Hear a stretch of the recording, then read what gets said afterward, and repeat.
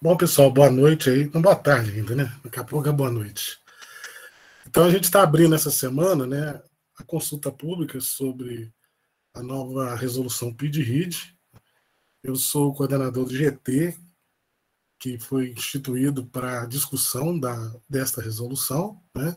E nós teremos aí a consulta aberta pelo formulário do Google até dia 21 deste mês. E a gente está com essa série aí de encontros ao vivo para poder, de certa forma, apresentar um pouco sobre a minuta, de como ela foi construída, e abrir para debates, para sugestões, dúvidas, né, que porventura possam ter a comunidade. A ideia dos 3 encontros é permitir horários flexíveis, né, para que todos possam minimamente participarem, já que a gente trabalhando aí com 3 horários, né, um final de tarde, um horário da tarde e um horário da manhã. Aí cada um, dentro da sua disponibilidade de agenda, aí se adequa dentro desse planejamento. Então, o GT nosso, eu vou fazer uma apresentação do GT daqui a pouco, já tem alguns colegas que estão aí também nesse Meet, mas a ideia inicial é mostrar para vocês como está sendo feita a consulta. Até que surgiu algumas dúvidas no e-mail, é uma forma de tentar aí dirimir qualquer dúvida e vocês possam até colocar aqui para nós também. A ideia, né, aqui já está a disponibilidade, já está lá no site, né, institucional, ele vai entrar nos sites de cada campus aí. Aí tem uma apresentação básica do que é, aí vocês vão no clique aqui, né, vai abrir o formulário. Esse formulário tem aqui umas primeiras recomendações, né?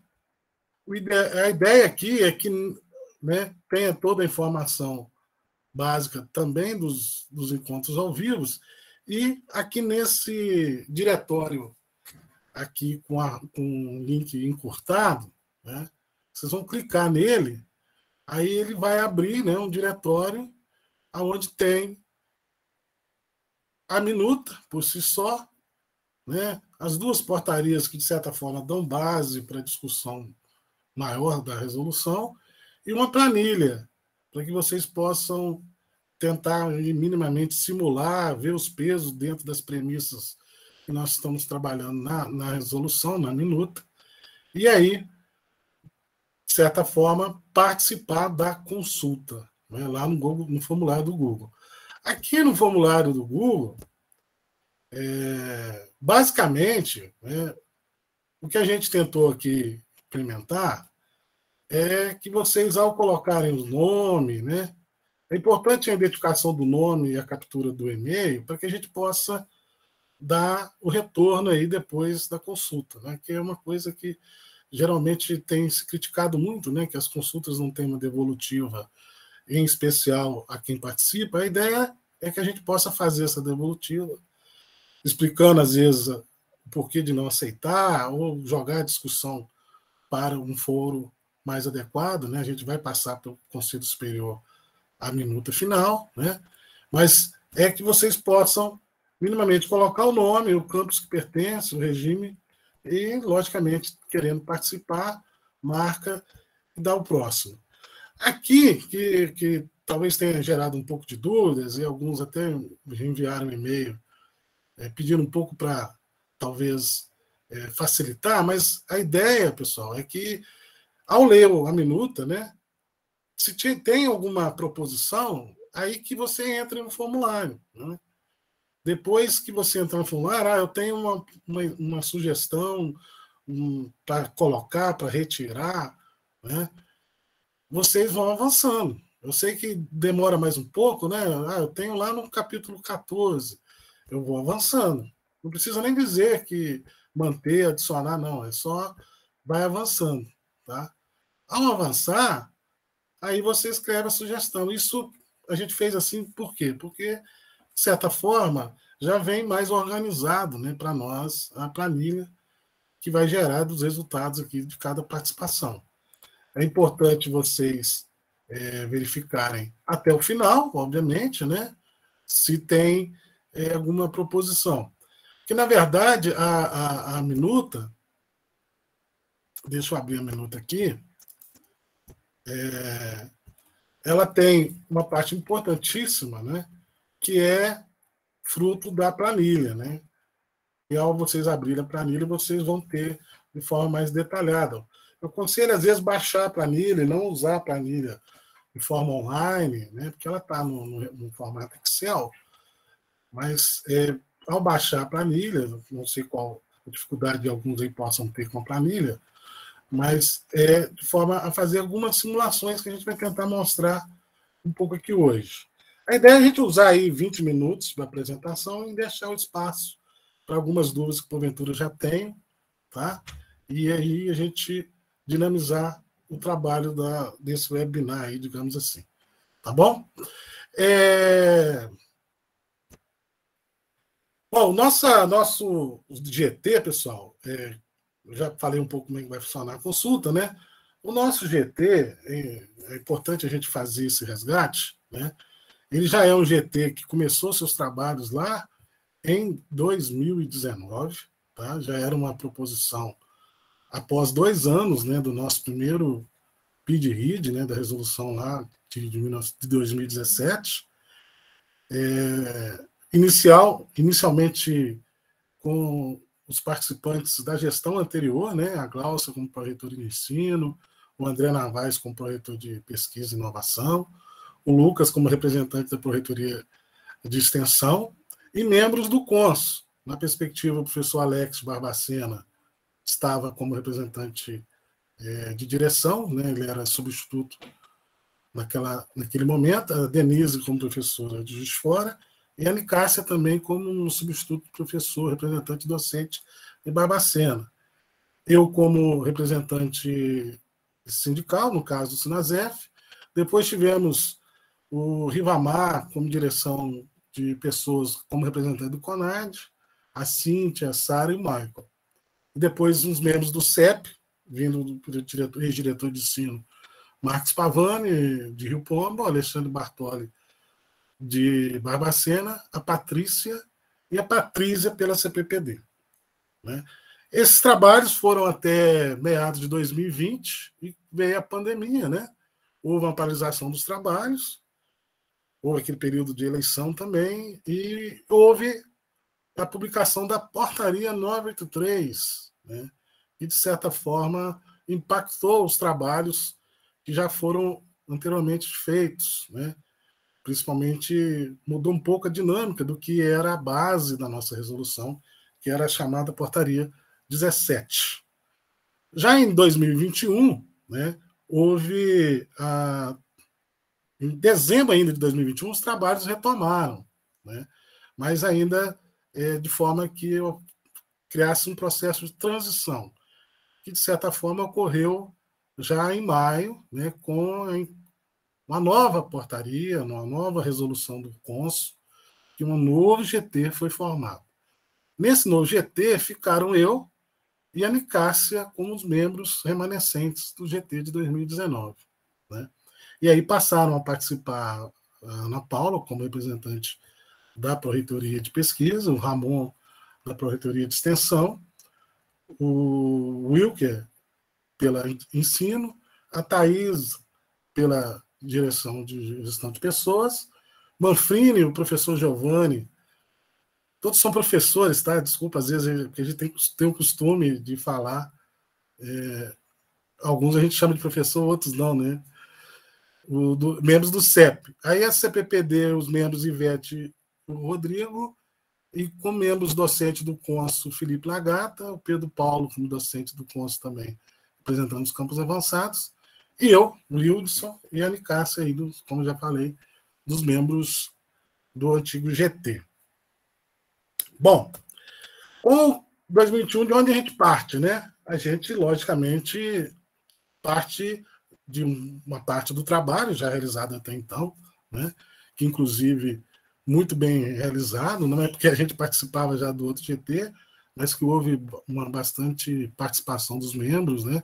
E também a gente já havia levado à comunidade o início da participação, quando, por exemplo, boa parte dos docentes participou de um questionário que a gente passou para vocês, onde colocava questões relacionadas à resolução anterior e algumas proposições que, de certa forma, a gente manteve a partir dessa proposta de resolução.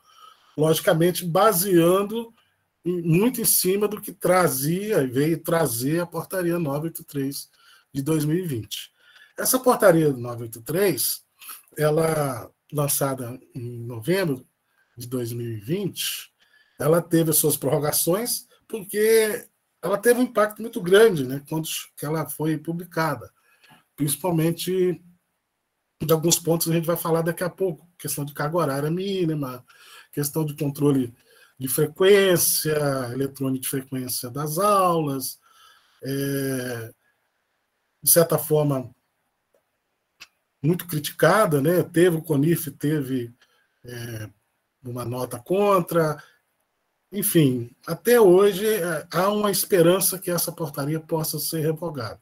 Mas a última prorrogação que ela teve, ela deu que até 31 de julho todos os institutos federais, né, ligados à rede federal, deveriam ter uma resolução pautada em cima da portaria 983. Né? E lógico que a gente baseou um pouco da anterior, né, alguns textos não havia necessidade de alterar, e também da portaria 554, que é uma inovação que a portaria 983 trouxe. Né? A portaria 983, ao invés de dizer que ela era uma portaria que vinha regulamentar a atividade docente, ela veio no sentido de ser uma portaria agregativa a 554, que, na verdade, a 554 dá a base para avaliações de progressão docente. E a 983 vem complementar o que a 554 já dizia.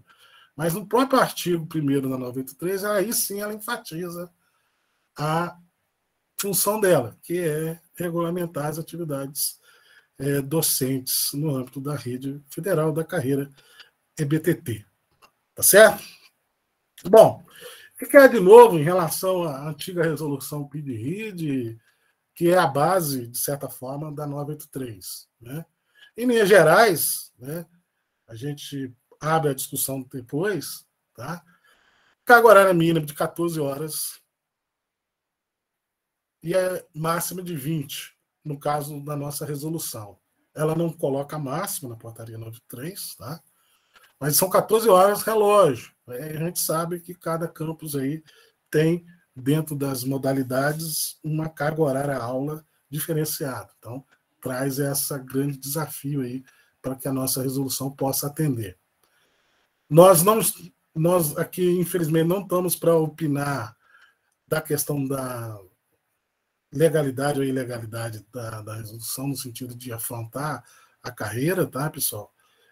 Cada um tem um pensamento, mas o que a gente está acompanhando nas discussões dos outros institutos, que inicialmente cabe aí uma discussão depois com a própria gestão. O caminho nosso do GT é propor, e aí a comunidade, no debate, vai enfrentar isso aí. Bom, outra coisa é a definição de carga horária mínima e máxima de cada atividade. Né? Na resolução anterior, a gente deixava isso aberto. Né? A gente colocou lá uma ideia de uma carga horária mínima e a carga horária máxima. Então, cada professor vai ter sua autonomia aí para trabalhar entre o mínimo e o máximo. Aqui é muito importante a participação de todos, né? Principalmente com algumas características, né? Algumas atividades que a gente elegeu, que muitas vezes depende muito da tipicidade, né? De cada um aí, de cada área. Então, é importante que haja uma boa crítica nesses percentuais mínimos e máximos de carga horária que a gente enfatiza na minuta. É importante que a Resolução 93 impõe que essas atividades elas têm que ter até 40 horas, não pode ultrapassar as 40 horas ou as 20 horas, dependendo do regime. Né? Nós, praticamente 97% dos professores são em regime de 40 horas ODE, né? Então, enfatizo a importância dessa participação da comunidade na crítica desses itens aí. Pontuação de atividades docentes elegíveis. Essa é uma questão que a gente traz nessa nova resolução, né? De forma a agregar a possibilidade de utilização da resolução através do RID, né? Para poder ter uma pontuação que possa ser válida, né? Para fins de distribuição de carga horária, como está lá na frente do texto aí que eu coloquei para vocês. Alguns institutos trabalham com essa sistemática de carga horária e pontuação. Esse foi um debate trazido no GT anterior, inclusive a maioria dos professores participaram, houve quase um empate técnico entre pontuar e não pontuar, mas vencendo o item que havia necessidade de pontuar. Então, esse é um debate muito importante para a comunidade, e também enfatizo se há uma certa falta de peso, digamos assim, ao definirmos uma pontuação lá para determinada atividade elegível. Então, é importante isso, né? A gente traz aí, de certa forma, o melhor detalhamento das atividades que o docente vai eleger aí, vai colocar, né? De forma que importante todos olharem se está faltando alguma coisa, porque a premissa da resolução nossa é que a gente possa colocar tudo que for efetivamente uma atividade nossa como docente ao longo do semestre, né? A institucionalização do EAD como uma possibilidade de carga horária de aula, né? Para o EAD que não é por bolsa, que não é recebido por bolsa, né? Como eu falei já na apresentação, o controle eletrônico de frequência das aulas, né? A gente coloca essa proposição uma vez que ela vem na portaria 983. A forma que isso vai ser feito, a gente vai deixar isso para que a gestão trabalhe. A gente joga uma possibilidade que hoje isso já existe, né? Principalmente quando se faz o controle dos diários no SIGA-A, né? A gente sabe que existem docentes que fazem diariamente, docentes que fazem semestralmente, enfim, não quero aqui fazer julgamento, mas já existe essa possibilidade. Então, se a gente traz isso na resolução, uma vez que a portaria 93 coloca, é uma forma da gente mitigar um grande problema, pessoal, que seria a possibilidade do controle do ponto de todas as atividades docentes.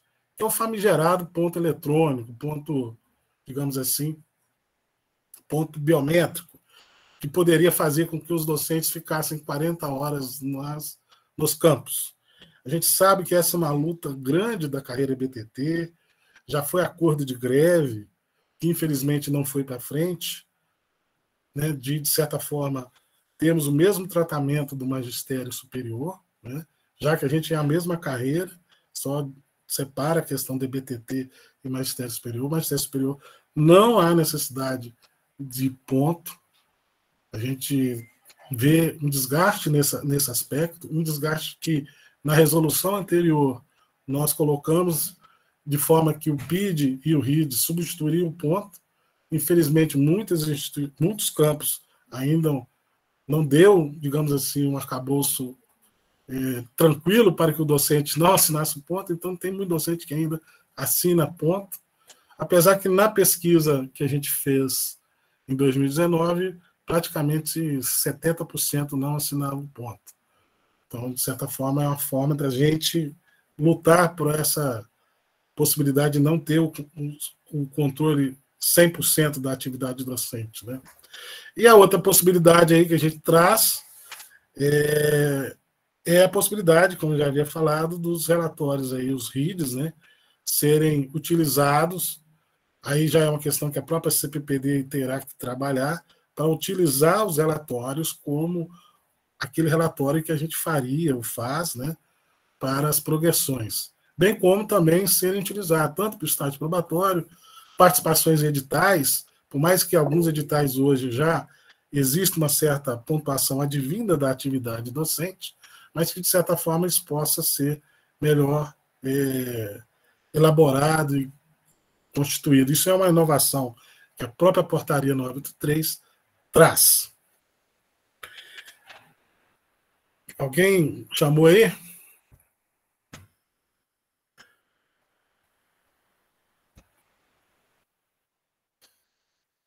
Quem chamou? Leandro?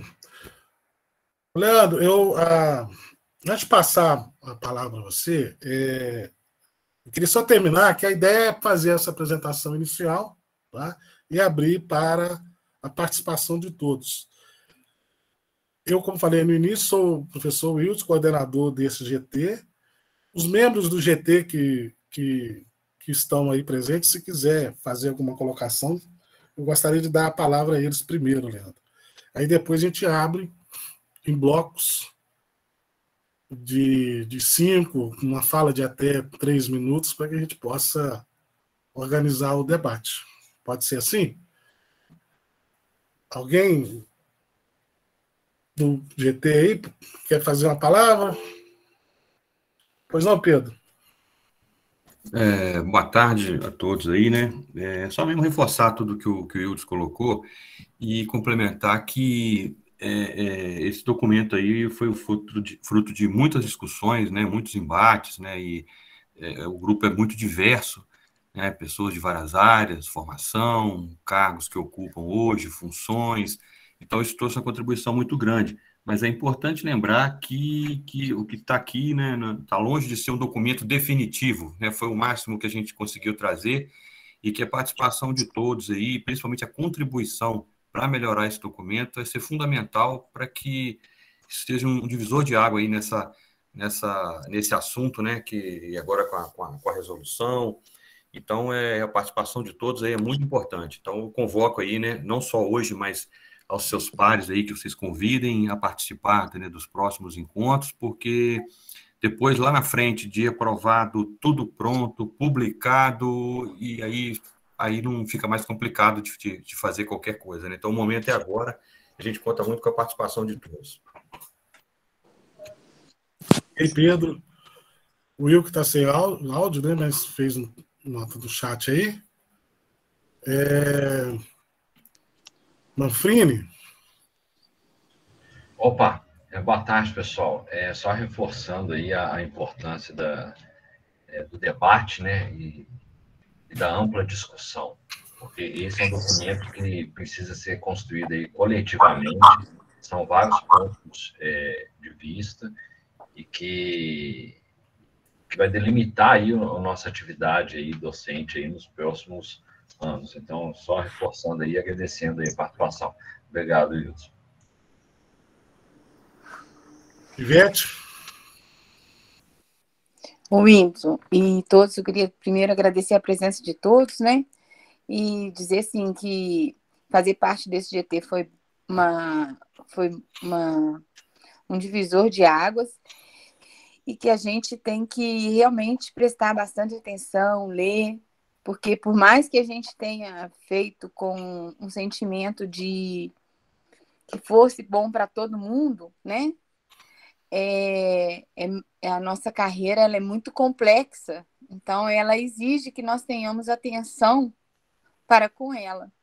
E eu sei que a gente corre para lá, corre para cá todos os dias, é brincadeira falar assim, mas é uma realidade.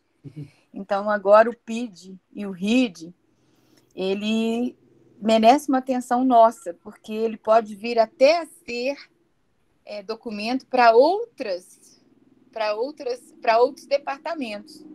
Então, assim, é muito importante a nossa atenção. E eu queria muito agradecer a todos que estão aí e dizer que a gente está à disposição, né, Whindersson? Tranquilo. Obrigado, Ivete. Mais algum membro aí do GT? Não vi que todos chegou aí.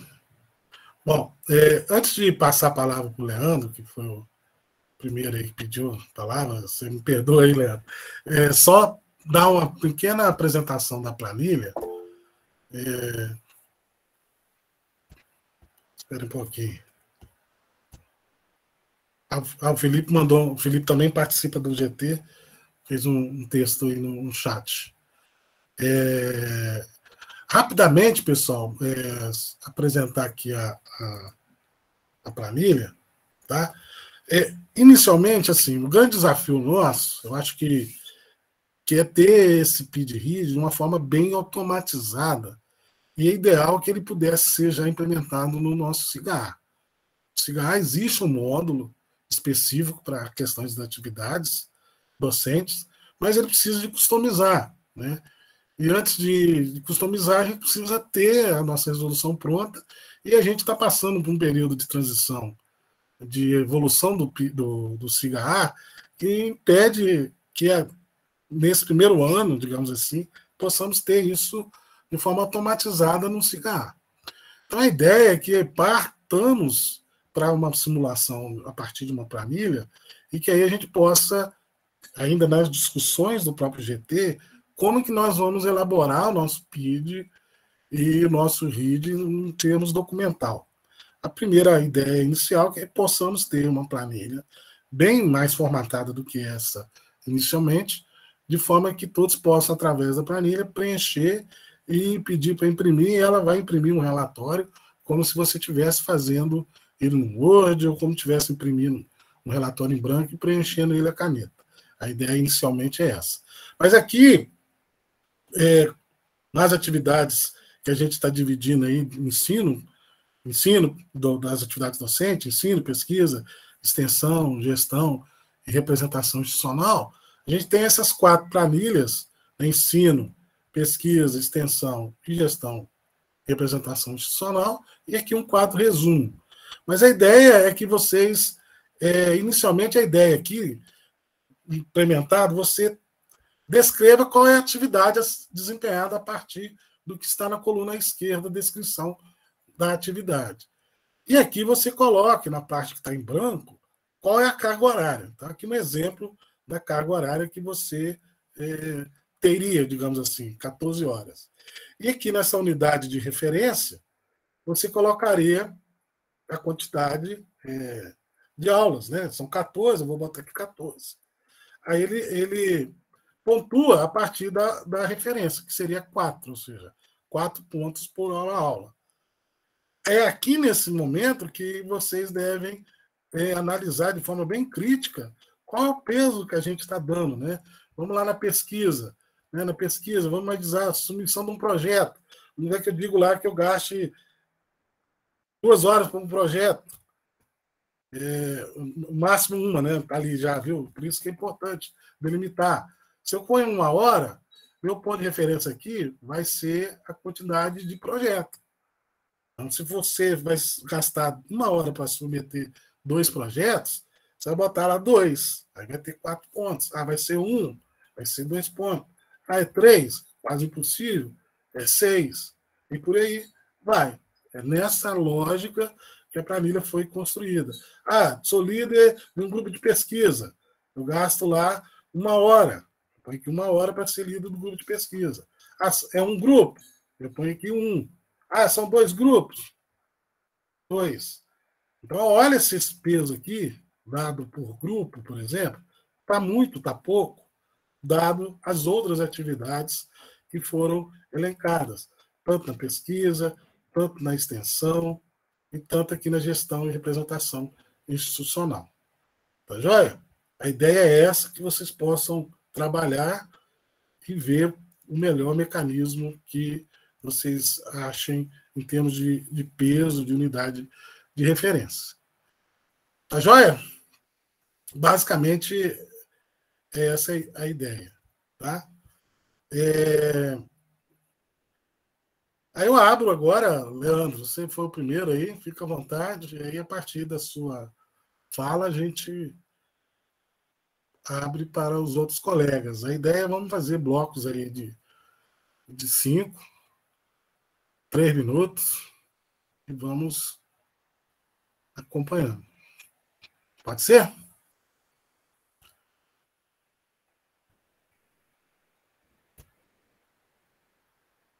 Foi sem querer. Não, então tá bom. Então foi menos mal. Então deixar você esperando aí. Desculpa, viu? O que mais? Pois não. Então, deixa eu ver aqui. Rodrigo Pitanga.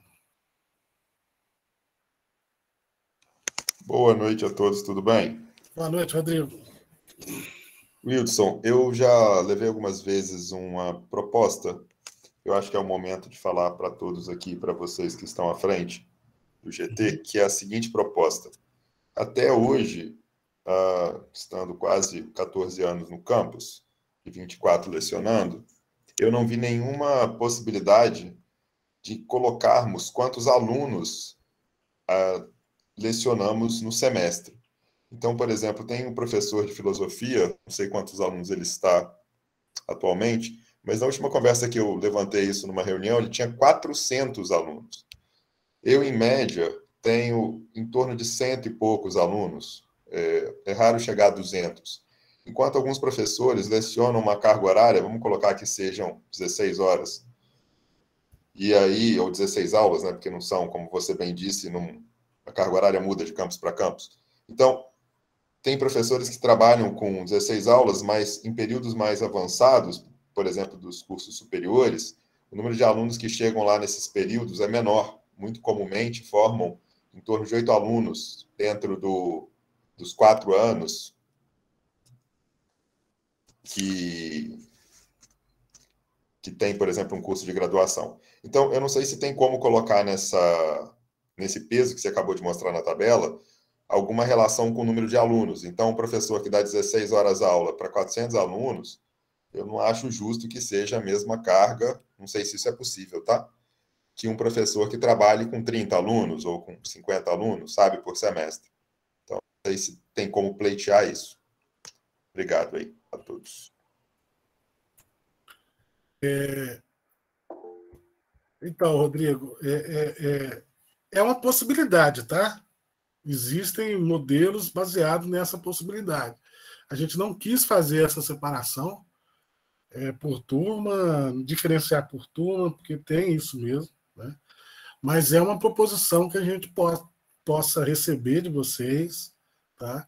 E tentar trabalhar. Existe possibilidade, sim, de criar pesos em relação a esse tamanho de turmas, né? Porque é uma grande discussão, a gente pode colocar isso para debate, né? Que é realmente uma coisa você ter, tipo, 16 horas de aula com 16 turmas, às vezes você ter 10 aulas com 3 turmas, mas as 3 turmas têm mais aluno que as suas 16 turmas. Então, isso é um debate que precisa ser, a gente traz aqui. Está aberto, como já falamos no início, o Pedro Paulo também enfatizou, os outros colegas também. Não há nada aqui que não possa ser alterado e ser colocado como proposição, tá? Importante a sua fala, no sentido que isso é uma possibilidade que a gente pode verificar, tá? Alessandra, depois a Andréia. Bem, boa tarde a todos. Meu nome é Alessandra, né? Sou do Campo São João del Rei. Boa tarde aí, meu amigo Wilson. Muito tempo que eu não te vejo, já está com barba branca. Pois é. Né? E, assim, são duas coisas que eu queria pontuar. A primeira, eu até coloquei no chat, Wilson, que em fevereiro de 2021, eu e a professora Lucelena, a gente estava nesse grupo, né, na proposta de um novo grupo de GT, né, de PID-RID, e simplesmente retiraram os nossos nomes e nós nem fomos avisadas, né? Então, eu acho que isso precisa acabar dentro da nossa instituição. A gente tem que ter respeito com os colegas, né? E o mínimo, né? Eu até peço você, como coordenador do grupo, que você verifique a portaria, porque provavelmente ela ainda está lá flutuando, né? Uhum. E aí não acho legal isso, e eu acho que a gente tem que organizar para fazer as coisas direitinho, tá? Então, eu te peço só em relação a isso. E a outra questão é pegando exatamente o gancho, né, do Rodrigo, que eu concordo com ele, e eu acho que isso tinha que se estender também em relação à orientação, porque a gente sabe, né, que alguns professores orientam muitos alunos e outros poucos, e lá no PID a gente só coloca de forma generalizada, né? A orientação de alunos, mas eu acho que há uma diferenciação e um encargo maior para o professor que orienta mais alunos, né, em trabalho de conclusão de curso, de pós-graduação, enfim, eu acho que isso deveria ser colocado no nosso PID, né, o nosso PID-RID, e deveria ser pontuado a mais. Em relação a, como o Rodrigo falou, e também em relação à orientação. Essa é a minha sugestão, tá? Muito obrigada. Tranquilo, Alessandra. Então, essa questão daquela portaria que fizeram na época lá, foi, assim, com toda sinceridade, um equívoco de mudança de transição do processo entre as duas gestões. Porque eles conversaram na transição e criaram uma portaria que, no caso, você e outros membros fariam um acompanhamento do GT. Não faz sentido ter acompanhamento de GT, tem que participar do GT. Aí depois houve uma reunião do Consul que se decidiu por ter a mesma lógica do GT anterior. Membros da gestão, membros do CONS, membros do CEP e membros do CONAD. E assim se deu. Porque a outra portaria era controle. Para que controle de um GT? Não eu entendo, Wilson, mas o servidor tem que ser, né? Ele tem que saber o que está acontecendo, né? Você não pode ficar usando o nome da pessoa aqui, acolá, e a gente nem fica sabendo, entendeu? Eu concordo com você. Mas eu acho que isso foi um equívoco, deles não terem dado um feedback, digamos assim, dos acontecimentos, né? Mas também é isso aí. Agora, a questão do TCC, Alessandro, o TCC a gente trabalha a questão da carga horária, o intervalo da carga horária, e aí na pontuação você recebe na pontuação por aluno orientando. Então, a ideia é essa. Então, por exemplo, ali, você vai orientar um aluno um TCC, você coloca uma carga horária, lógico, qualquer ideia. Se eu estou com 5 orientandos, eu vou estar dentro de uma carga horária razoável ali, entre o mínimo e o máximo. Eu tenho que escolher isso. Essa que é a autonomia que a gente pensou, porque cada professor tem a sua curva de orientação, como cada aluno tem sua curva de aprendizagem. Então, muitas vezes, eu pego um aluno que ele me dá o gasto tempo de orientar 5 outros alunos. Então, por isso que é difícil fazer uma métrica individualizada em carga horária, e aí você passa a pontuar. Por isso que a lógica da pontuação, ela trabalha em cima da quantidade de orientação e a carga horária na perspectiva do tempo mesmo. Porque a gente está preso às 40 horas. Né? A gente está preso àquilo que excede aquele mínimo de 14 horas em sala de aula. Né? Então, nessa perspectiva, eu acho que aqui ela traz essa possibilidade. Como traz também, se for cadastrado como pesquisa, pontuar lá na pesquisa e não só no ensino. Então, eu acho que o TCC abre essa possibilidade. Mas a gente está aberto aí para melhor olhar esse olhar e também na perspectiva dos pesos aí, né? Da divisão da carga horária também. A gente não tem muita flexibilidade de máximo. A gente tem muita no mínimo mesmo, não tem jeito. Né? Então, cada professor vai ter que trabalhar dentro da sua autonomia aí, do que ele dá. A gente sabe que tem professores que orientam muito aluno, tem professores que não orientam. Então, cada um tem a sua sistemática e cada um tem a sua autonomia para poder fazer na perspectiva. A gente sabe que, dependendo do campus, dependendo do curso, poucos professores acabam impondo ele um encargo muito grande dessas orientações, mas isso é um trabalho que o próprio PID tem que trazer para o gestor olhar essas características. Né? Quando um curso necessariamente precisa de um TCC e ele tem pouco professor e o professor tem que orientar muito, porque senão o aluno fica sem orientador. Então, tudo aí é uma questão da gente pensar e criar uma cultura de responsabilidade, né, e de respeito à carga horária do docente e não ficar jogando só a culpa no docente na perspectiva dessas orientações. Como a gente sabe também que tem muito professor que não quer orientar. Então, ele passa a ter a necessidade de também ter a sua carga horária na orientação. Né? Eu não gosto de orientar. Poxa, se tem doutorado, tem que saber orientar. Então, tem que aprender a orientar, tem que crescer. Acho que a ideia é dar uma liberdade e o PID, como uma proposta de quantificação de trabalho, o docente tem que começar a olhar isso de uma forma mais carinhosa, né? Como é a questão, por exemplo, da carga horária. Então, isso é bem aberto, eu acho que está em discussão, né? Mas como algumas outras, como o próprio Rodrigo já falou, tem coisa que até hoje não se implementou. Então, talvez está na hora de implementar, né? Tá joia? Exato. Obrigada, Wilton. Isso mesmo. Andréia. Boa tarde a todos. Quero começar parabenizando a vocês pelo trabalho, porque realmente foi muita coisa que vocês tiveram que considerar. Eu enviei ontem algumas questões lá nos formulários de consulta pública, e uma das coisas que eu enviei, que eu queria chamar a atenção, até para ver assim, com o grupo se faz sentido, porque a princípio eu coloquei uma ideia minha, mas pode não corresponder, né, à realidade. É que eu vi que lá na planilha da pesquisa consta que a orientação de TCC de curso lato sensu tem a mesma validade, vale a mesma quantidade de pontos da orientação de curso estrito sensu. E, embora eu não tenha muita experiência com a orientação de estrito sensu, eu acredito que é um trabalho bem mais intenso.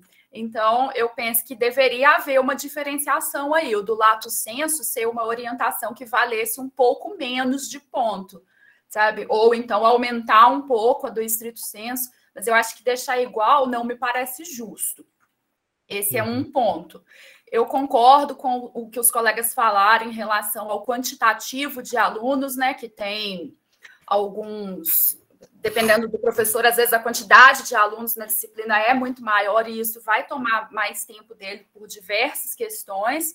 E a questão da orientação, acho que quanto mais pudesse valorizar, melhor, porque, pelo menos eu tenho sentido isso no departamento que eu trabalho, o nível de dificuldade dos alunos ele tem sido cada dia mais assustador. A gente está tendo assim, que pegar na mão de aluno para poder fazer TCC.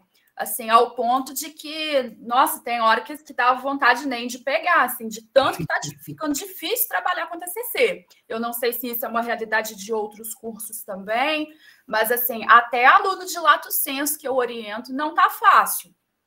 Então, é um tempo, assim, que as pessoas ficam, né, vão evitando pegar, porque realmente está muito mais fácil você pegar, encher você de carga horária letiva e não mexer com orientação. Tem hora que dá vontade de fazer isso, para falar a verdade.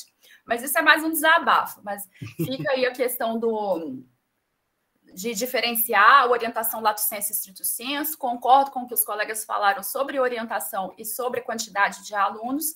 E eu fiquei, na verdade, com uma dúvida. Eu estava até com vergonha de perguntar isso, assim, porque eu realmente não entendo muito dessa parte da nossa carreira, assim, não é uma coisa a que eu me dedique tanto. Mas eu não entendi bem e mandei na consulta, mas talvez vocês me explicarem lá, fique mais difícil do que falando aqui. Essa questão da pontuação na coluna final da planilha, se no final das contas a gente precisa de uma pontuação total mínima, por exemplo, eu tenho que fazer 600 pontos no total, senão eu não estou atendendo a resolução. Existe isso? Eu não entendi bem. Não existe isso, André. Tá. É isso, então. Muito obrigada. Não, porque, na verdade, assim, a portaria 983, ela impõe uma questão de hora, de carga horária.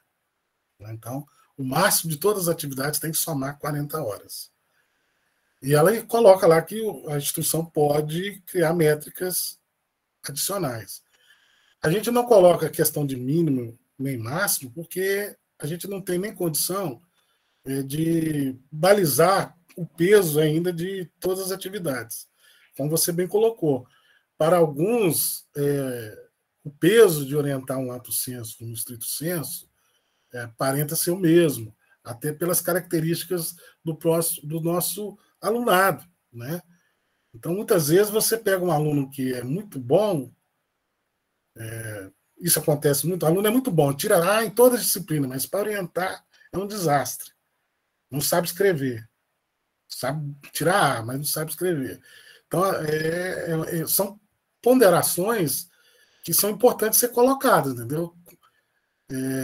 E tem aquilo que eu falei no início, como a gente não tem assim uma vivência maior na estrito sensu, no processo de orientação, se a gente falar hoje o campus que tem mestrado é só o campus Rio Pomba, né? Por mais que outros docentes já atuem em orientações em outros programas, né, em outros campos, mas é uma coisa a ser discutida, não está fechado. Então, há uma proposição, se deve ter um peso diferente, essa é uma discussão, como é a discussão qual peso se dá nas aulas, né? A gente não está colocando peso nenhum em relação se você dá aula no FIC ou se você dá aula num doutorado. Qual que é a diferença? Existe diferença? Existem, mas elas precisam ser deflagradas na questão da carga horária? Então, esse é um ponto que a gente precisa debater, entendeu? Eu acho que não há nem o certo nem o errado. A questão aí é qual que é a nossa vocação como instituição. Se a gente começa a valorizar certas modalidades, qual que é o nosso caminho? Essa que é a discussão que a gente precisa enfrentar. Existem instituições que fazem isso de forma já aculturada, tranquila, que é o senso comum. Se eu dou aula na pós, ela precisa, para eu preparar uma aula na pós, eu preciso exercer muito mais a minha capacidade intelectual do que dar uma aula, tecnicamente falando. Mas será que para eu dar aula no EJA, eu não preciso enfrentar desafios pedagógicos muito maiores que, de repente, a técnica que eu já estou conhecido e careca de saber? Vamos dizer assim, sou um grande econometrista, não quer dizer que eu sou, tá? Vamos dizer que eu sou um grande econometrista, mas eu não sou um bom educador. Será que na hora de dar uma aula na EJA eu não preciso aprender mais metodologias ativas, por exemplo, aprender mais agora com o ensino híbrido? Então não é um desafio maior de pegar na mão mesmo daquele aluno? Porque um aluno doutorado, pegar na mão do aluno doutorado é o fim do mundo, né? Mas um aluno do EJA é pegar na mão. Então esses são os desafios, entendeu? E muitas vezes a gente abre para o debate. O debate é esse que a gente está abrindo agora, que eu acho que é fundamental ser elencado, e a sua indagação é totalmente oportuna. Tá joia? Maurílio. Oi, Wilson. Pessoal, boa noite, né? Então, eu sou Maurílio, para quem não me conhece, eu sou aqui do Campus Rio Pomba. A fala da Andréia caiu como uma luva aqui para o nosso grupo da pós-graduação, estrito sensu. Nós estamos aí com a proposta já de doutorado. Em partes aí a gente concorda com o Wilson, em parte desconcorda, não concorda, né? Porque, assim, o aluno de doutorado, de mestrado, você tem um envolvimento intelectual imenso por trás daquilo ali, porque você tem que publicar um artigo A1, você tem vários pré-requisitos para atingir ali a formação nesses estágios aí da formação do indivíduo, né? Então, a gente não tem só exigências institucionais, a gente tem exigências da CAPES, que são muitas, né, e que é a agência que avalia os cursos de pós-graduação. Então, a gente tem que realmente avaliar isso muito bem em relação à carga horária dos docentes, né, como contabilizar isso, porque não tem comparação entre uma carga horária num curso de pós-graduação estrito sensu e um EJA, Wilson. Não desmerecendo um ou desmerecendo o outro. Eu dou aula no técnico à distância, dou aula no mestrado, trabalho aqui na proposta do doutorado e a gente vivencia isso aí tudo, né? Então, a gente tem que pensar isso aí. O nosso grupo ainda não reuniu, porque nós estamos muito atarefados com reposição de aula prática, devido à pandemia. Eu estou com praticamente 40 horas por semana, porque eu vou dar todas as minhas aulas práticas que não foram dadas, eu faço questão de repor essas aulas, né? Então, e os outros professores também estão repondo aulas, porque a nossa área ela é muito prática de prática mesmo, né? Então, são questões importantes, e assim, o PID e o RID, o PID, né, ele é essencial realmente aí para a nossa carreira, e a gente precisa estruturar isso que atenda a todos, né, a todos na instituição. Então, a fala da Andréia e o que a Andréia colocou de início aí, assim, veio como uma luva realmente, a gente tem que pensar nisso. Nós não lemos nada ainda, nenhuma dessas planilhas, nenhum documento, mas eu estou aqui para entender o que está acontecendo e para eu levar para o nosso grupo para a discussão. Então, até quando mesmo, Wildes, que a gente tem esse tempo? Porque tempo para a gente também é uma questão aqui bem, que a gente tem que definir bem, porque eu estou preocupado com as nossas reposições de aula e ter tempo para discutir isso tudo, além dos orientados que estão aí, né? E aquela questão também, orientar o TCC, orientar uma tese de doutorado, orientar um estudante de mestrado, são coisas muito diferentes, porque o produto é diferente. Né? Você tem que, na nossa área de alimentos, por exemplo, independente de ser profissional, o nosso produto é um artigo A1. Então, isso aí, imagina o esforço que a gente tem que ter, né, para usar uma estrutura nossa, que ainda não é uma estrutura assim, como as das universidades, consolidada há muitos anos, que nós estamos construindo, e que também, por outro lado, é um ponto muito importante, principalmente se a gente pega um campus pequeno, igual o Rio Pomba, porque atrás desses cursos tem uma divulgação imensa da instituição como um todo. Né? Então, fica aqui a minha reflexão, mas nós estamos para aprender aqui, né? Parabenizar a equipe que está por trás, que está organizando, eu sei muito bem, né? A gente sabe muito bem o trabalho que é isso tudo, e a gente vai precisar de um pouquinho de tempo para a gente ter condições de avaliar com calma, para a gente chegar e discutindo mais, né? Então, eu vou tentar participar desses GTs aí dentro das possibilidades. Eu consegui agora, eu dei aula de 9 até agora, acabei de chegar em casa, e fiz questão de entrar aqui na reunião para eu ir aprendendo também, para a gente poder ir discutindo. E se recuperando a Covid, né, Moreira? Como é que é? E se recuperando após Covid, né? Isso. Saí da Covid hoje. Não, tranquilo. Antes de passar a palavra ao Paulo Sérgio, acho que é isso mesmo, Moreira. Tem que participar. Eu acho que é importante vocês, como grupo, tentarem traçar algumas propostas. Eu acho que dá mais importância ainda na qualidade ainda das proposições. A gente, na consulta pública, a gente tem até o dia 21. A gente vai receber até o dia 21. Tá? A gente vai fazer uma devolutiva e também vai ter a consulta, vai passar pelo Conselho de Ensino, Pesquisa e Extensão, o CEP, né? E pelo CONSO. Então, há ainda espaço para as discussões, porque, na verdade, a gente tem até 31 de julho para ter uma proposta pronta, aprovada. Então, assim, o que a gente puder trazer de discussão agora é melhor, porque a gente acata, aceita, tudo é feito no GT nosso por consenso ou por votação, não há nenhuma imposição de um ou de outro, né? Então, por isso que é importante a participação, e a gente vai reunir e definir aí o que é melhor dentro das proposições. Se a gente vê, por exemplo, que há um tema recorrente de várias participações, a gente vê que é um desejo da comunidade. Então, a gente acata e que não puder acatar, a gente vai dentro da premissa do documento discutir. Mas o que não tiver dentro da nossa capacidade de entender que não afronta o que a proposta coloca, a portaria vem colocar, a gente vai atender sem sombra de dúvida, dentro da maioria.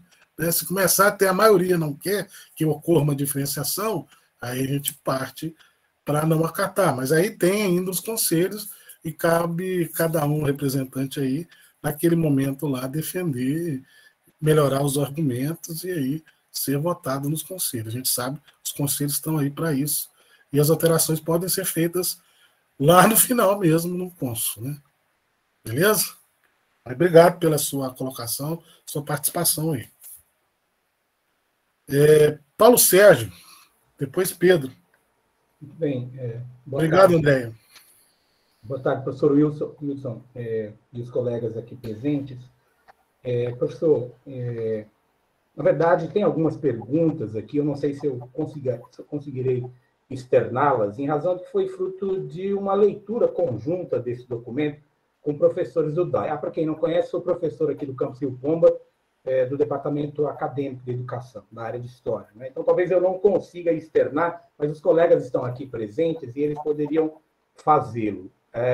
A primeira observação minha, professor, vai no seguinte sentido, né? Até em relação à fala de colegas anteriores aqui. eu não vejo uma diferenciação do integrado no corpo deste documento. Eu confesso a você. Porque, por exemplo, o integrado não trabalha com semestre, o integrado trabalha, né, com ano letivo, ano cheio, né? Então, é um documento que, a meu ver, assim, da leitura que se extrai no primeiro momento, é como se o integrado ficasse fora disso.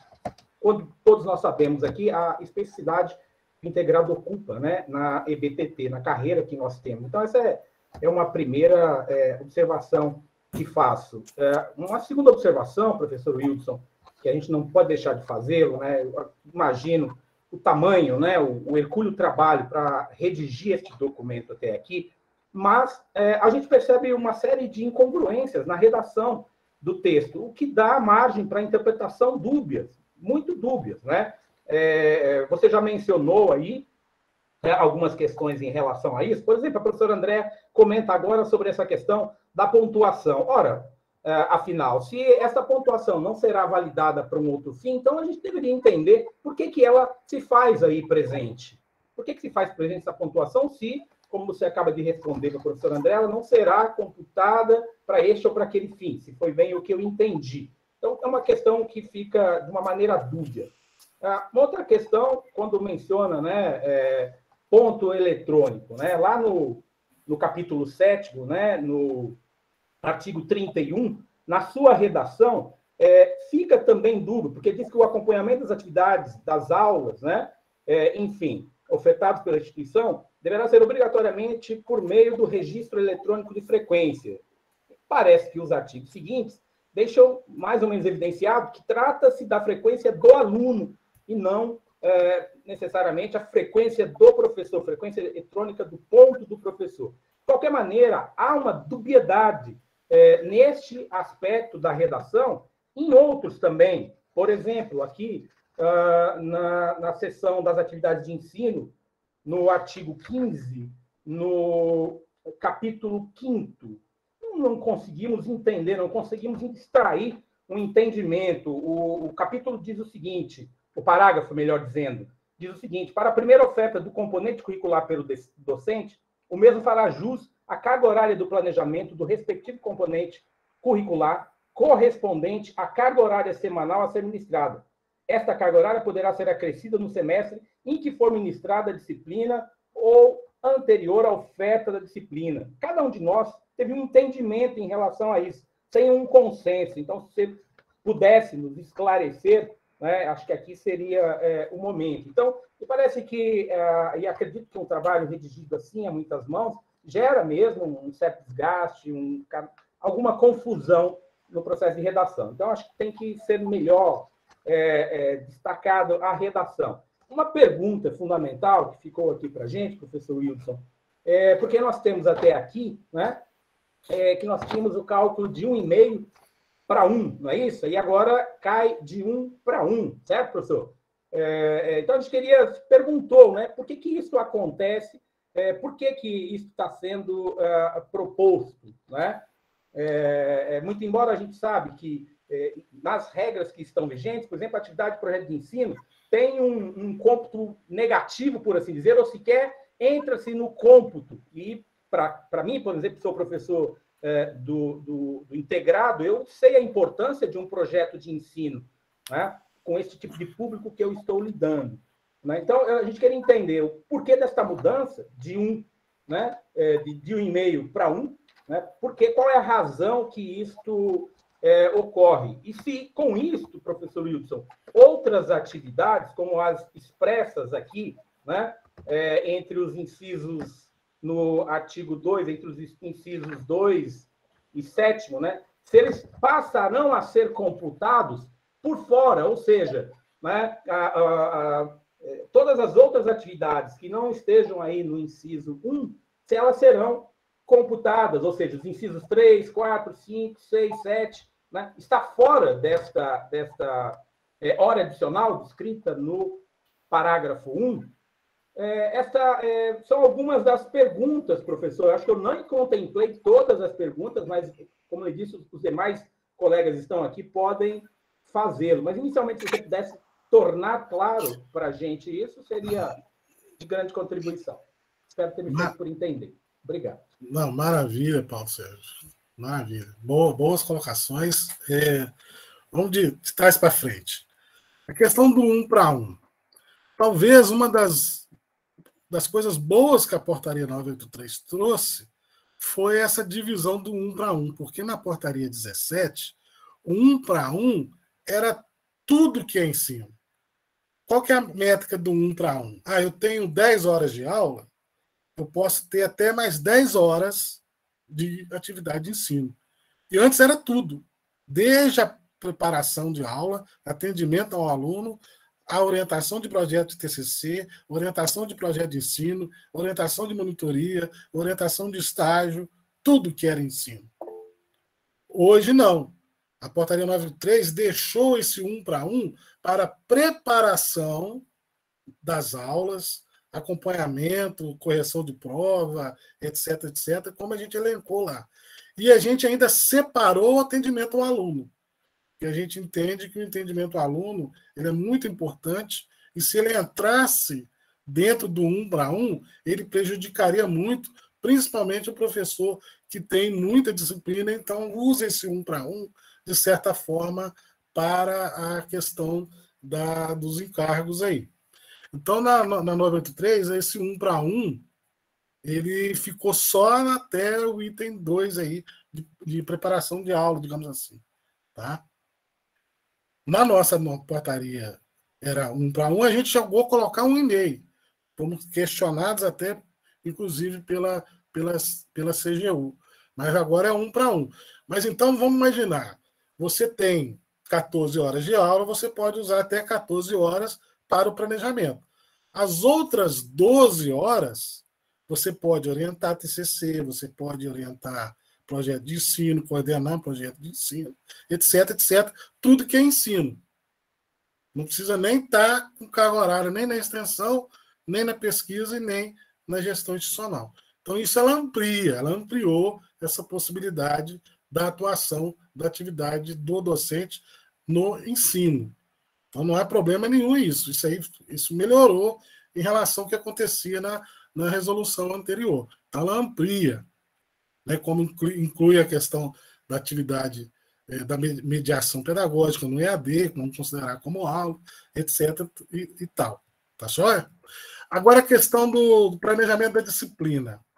Esse entendimento é o seguinte: se o professor, o entendimento do aluno está fora do 1 para 1, eu peço o pessoal puder responder, eu não vou responder o chat, porque senão eu não consigo concatenar as ideias aqui, tá, pessoal? Peço desculpas aí. Os membros do GT, se puderem responder, não fica fácil. Eu sei que a ansiedade cresce para todos, né? Em relação à questão do planejamento da disciplina, você coloca lá, possa realmente estar dúbio a interpretação, Paulo, mas a ideia é o seguinte: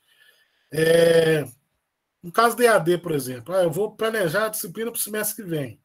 Então, se eu já tenho para o semestre que vem a disciplina planejada, vou dar 4 horas de aula no semestre que vem, eu posso usar como hora-aula agora, a horária mínima das 14, as 4 horas de planejamento da disciplina no semestre que vem.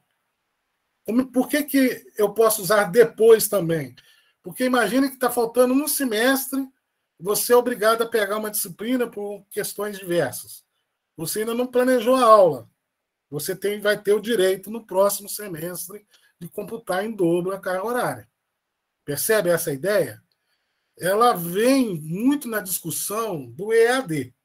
Porque o EAD você vai ter que formar o seu ambiente virtual de aprendizagem, você vai ter que construir algum objeto de ensino, fazer uma gravação de aula. Ou seja, é uma preparação, é um planejamento mais enfático, digamos assim, do que aquela carga horária. Porque se você não faz a videoaula, não prepara a aula no EAD, não adianta você chegar lá no EAD.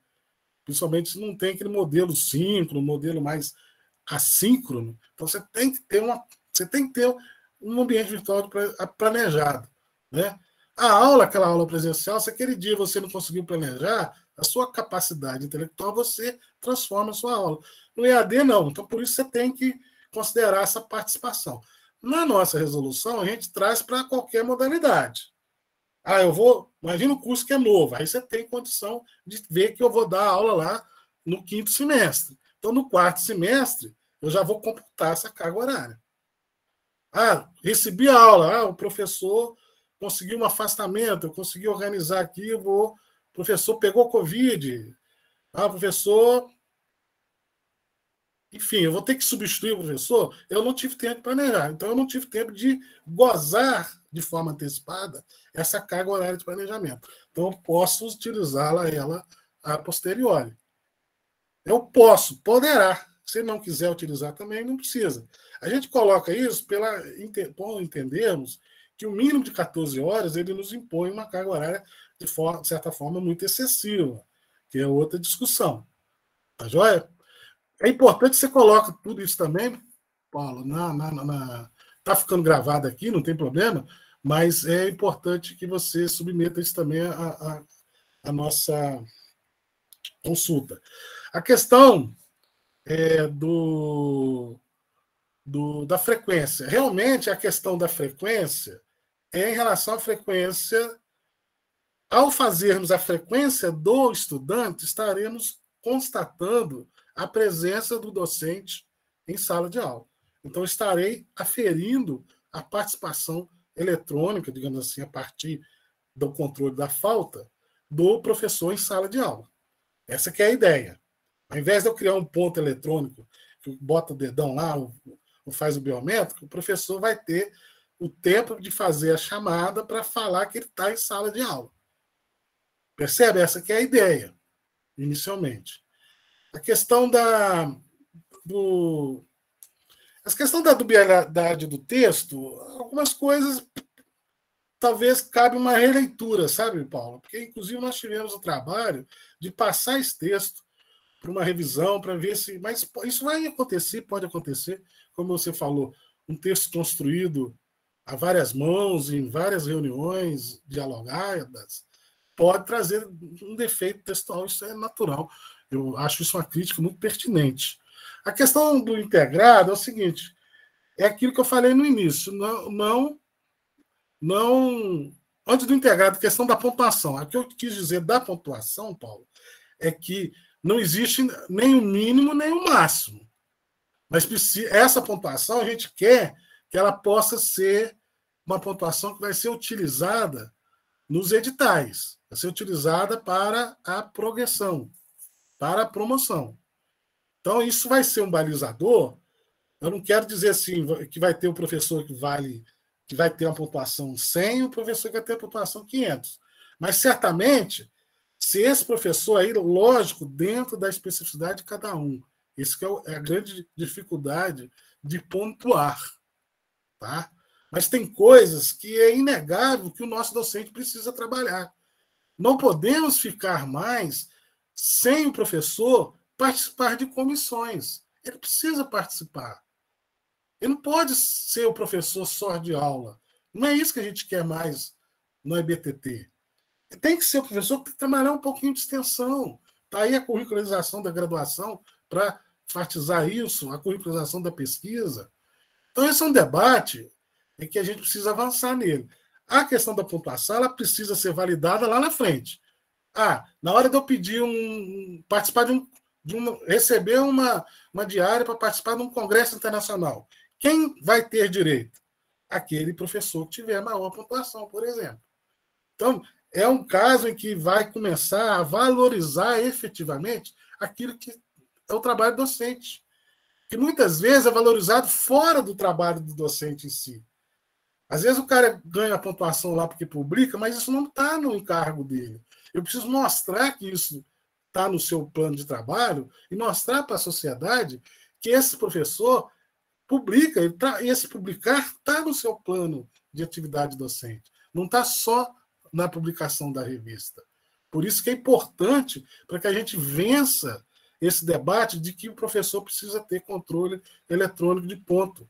Não, o produto do professor, o trabalho do professor está consubstanciado em várias atividades elegíveis que ele pode, através de um plano, num PID, e ele pode constatar através de um relatório de um RID. É isso que é a ideia. É isso que a gente transpõe da portaria, por mais que críticas a gente tem da portaria. Mas é uma forma da gente tentar tirar proveito daquilo que a gente olha inicialmente e pensa que vai nos prejudicar. É nessa perspectiva aí. Agora, não definimos nem mínimo nem máximo. Até porque, como eu falei, não temos condições de dizer qual que é o mínimo. E não queremos entrar nesse debate que o melhor é o professor que tem 200, o melhor é o professor que tem 300, ou 50. É lógico que um processo de culturamento, a gente vai começar a entender que aquele professor que realmente dá aula, orienta, coordena, faz trabalho disso, daquilo, ele vai ter mais ponto. Mas isso está na autonomia do docente. Mas ele tem que olhar como um farol que, se ele quiser ter os benefícios que a 812 dá a ele, ele vai ter que olhar na perspectiva do outro, do colega. E aí sim, nós vamos parar de favorecer Beltrano, Ciclano, sem ter um parâmetro. Essa é onde eu consigo trazer a perspectiva da pontuação. E os companheiros podem notar que eu sempre fui contra, mas eu consegui entender de onde tirar a possibilidade de pontuação numa planilha dessa, num projeto de plano de trabalho do docente. Então, por isso que é importante, eu acho, que ter a pontuação. Percebe? A questão do integrado é em relação a todos, sabe, Paulo? Só para terminar, pessoal, acho que as perguntas do Paulo são pertinentes. A questão do integrado é aquela ideia, a gente não está nem puxando a brasa, nem para o integrado, nem para a pós-graduação. Nem para a EJA, nem para o FIC. A gente está considerando a carga horária igual para todos. Agora, é lógico que, se esse não é o desejo da comunidade, da base, a gente trabalha. Vamos favorecer o integrado, porque o integrado a gente precisa ser 50%. É um caminho. Né? A gente tem professores que não atuam no integrado, como nós temos professores que só atuam no integrado. Então, é esse balizador aí que a gente precisa fazer em relação a quando a gente vai criar uma estrutura que tem que atender a todos, né, a todos da carreira. É nessa perspectiva aí que a gente chegou nessa base aí, sabe, Paulo? Tranquilo? Eu já me estendi demais, mas o Pedro está aí com a fala. Pedro. Eu vou ser bem rápido aqui, Wilson, só tentar assim, capturar alguma informação para nos ajudar e dar uma pincelada em algumas coisas que foram faladas aí, para a gente também não... acho que se deixar a gente vai até meia-noite, né? Porque as discussões são muito... a gente lá com 7, 8, 9, a gente passava uma tarde, mas com um monte de gente boa aqui, né? Quase 70 pessoas, 62 pessoas, nossa senhora. Olha, com relação, até o Rodrigo está se inscrito aí, né?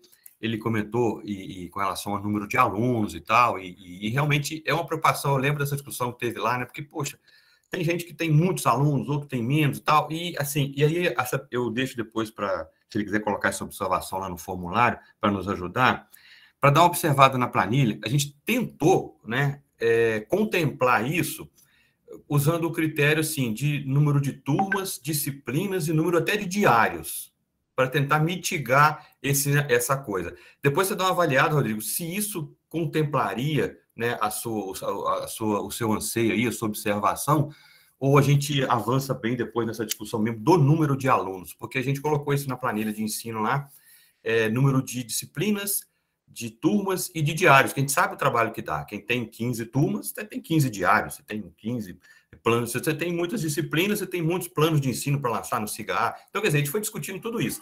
Se não te contemplar, você confirma lá essa coisa do relação exclusivamente a número de alunos, a gente bota depois para discutir de novo.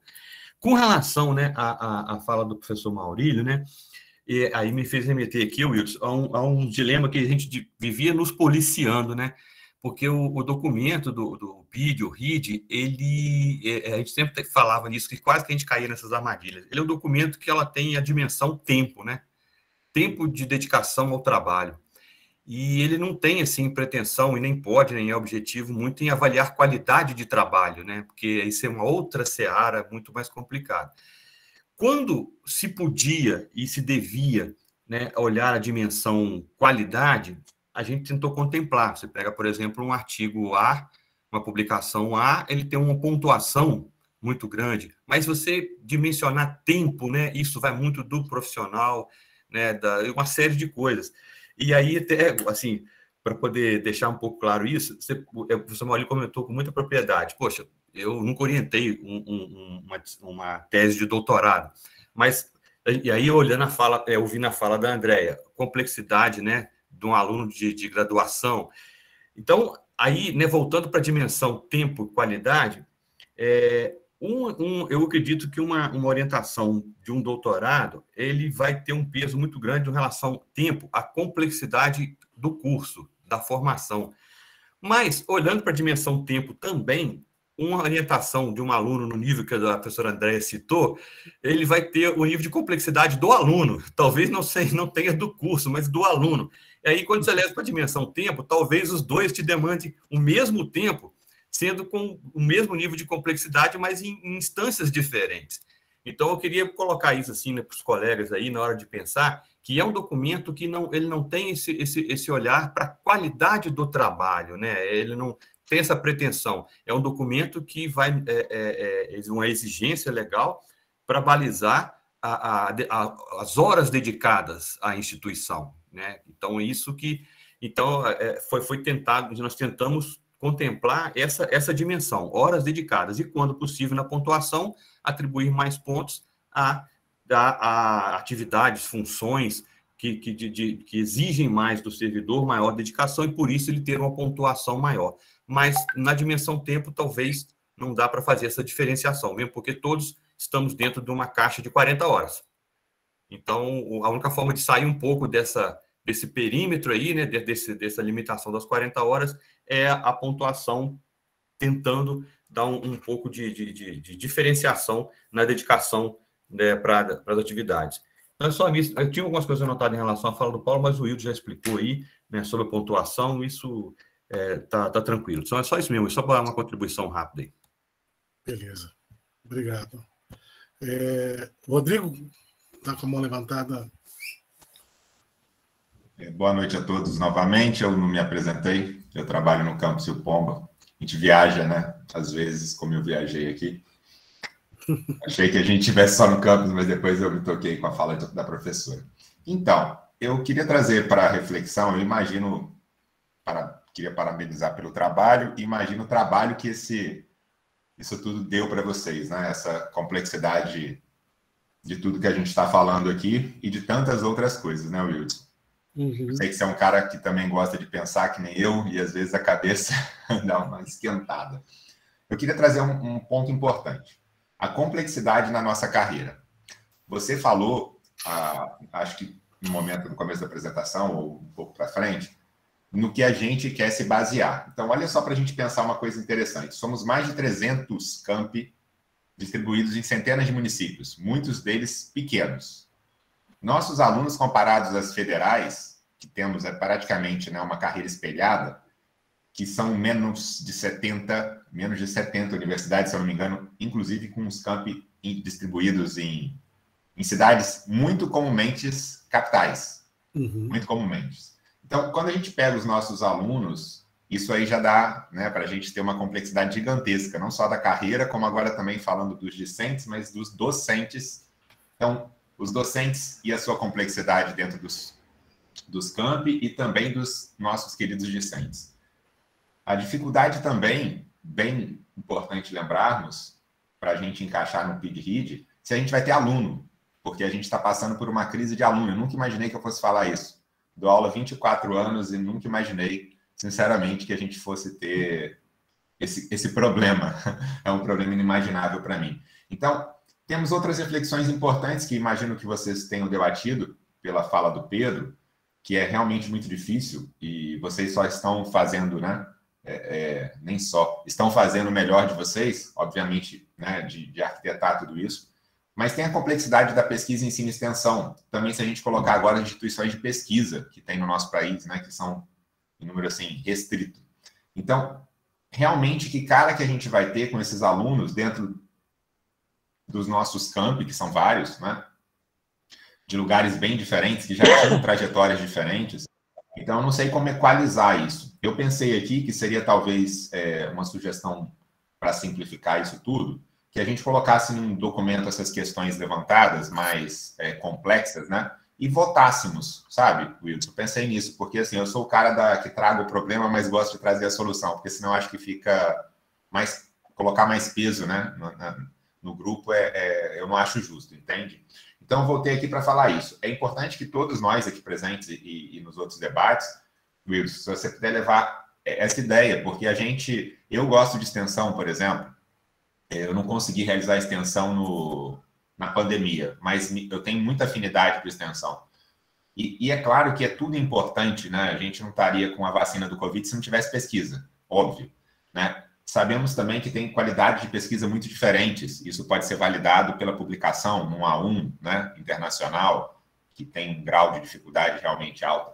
Então, eu não sei como a gente poderia equalizar isso num documento sobre essa pontuação, mas eu acho que, inicialmente, antes disso, é percebermos o que a gente quer. Extensão, pesquisa ou um ensino médio de qualidade. Porque, assim, a gente está dentro de uma cidade de menos de 30 mil habitantes, com dificuldade de ter alunos para cursos superiores. São mais de 10 cursos, eu faço dificuldade com o número, mas bem. 9. Então, 9, né? Então, a gente tem hoje dificuldade para encher uma turma. Isso é assustador para mim, sabe?